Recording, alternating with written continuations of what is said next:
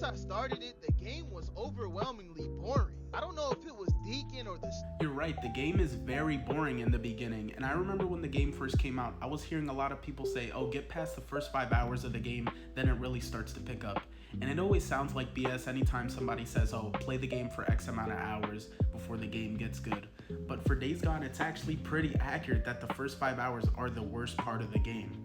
Like you said, you're running out of gas constantly.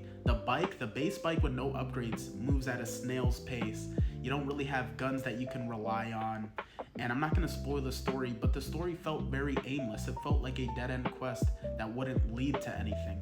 So after those first 5 hours, you have some upgrades. It's actually pretty fun to explore the world now in your motorcycle.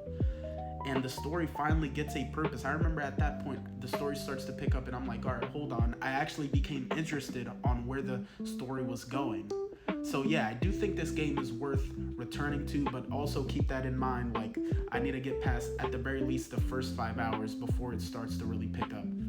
At the same time, I wouldn't blame you if you just don't want to play a game and invest that amount of time on a game you're not going to enjoy for the first 5 hours. But let me know what you guys think down below.